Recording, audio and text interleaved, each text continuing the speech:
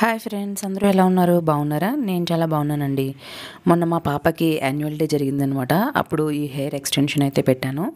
చాలామందికి hair extension పెట్టేటప్పుడు నార్మల్గా అయితే ఉంటుంది, కానీ ఏమైనా ఇలా డ్యాన్స్ ప్రోగ్రామ్స్ ఉన్నప్పుడు కానీ, లేదంటే ఏమైనా ఎక్కువసేపు ఉన్నప్పుడు కానీ అది వెంటనే ఊడిపోతూ ఉంటుందన్నమాట.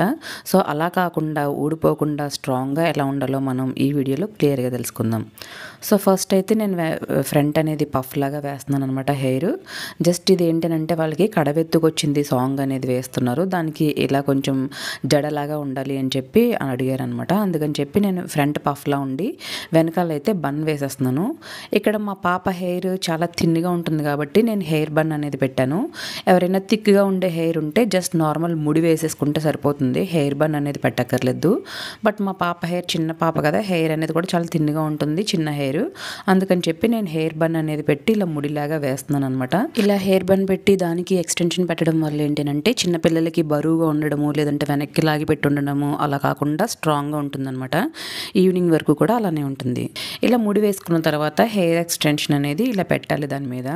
పెట్టిన తర్వాత ఇక్కడ ఏంటంటే దానికి నెట్ లాగా ఉంటుంది ఫ్రెండ్స్, దాంట్లో యూపిన్స్ అనేవి ఆ ముడికి స్ట్రాంగ్గా పెట్టాలన్నమాట. అంటే మొత్తం ప్రతి చోట ఎక్కడ జారిపోకుండా నేను ఫ్రంట్ అయితే టిక్ టిక్ పిన్స్ పెట్టాను నెట్కి పెట్టి, ఎక్కడ జారిపోకుండా ఆ హెయిర్ బన్కి దానికి కూడా మొత్తం యూపిన్స్ అనేవి చాలా స్ట్రాంగ్గా పెట్టేసాను అనమాట. పెట్టేసి తర్వాత మనం ఏవైతే ఈ పూల జడ కానీ యాక్సెసరీస్ ఏముంటాయో, గజరా కానీ లేదంటే పూలు కానీ ఇవన్నీ ఏముంటాయో అవన్నీ పెట్టేసుకుంటే సరిపోతుందనమాట.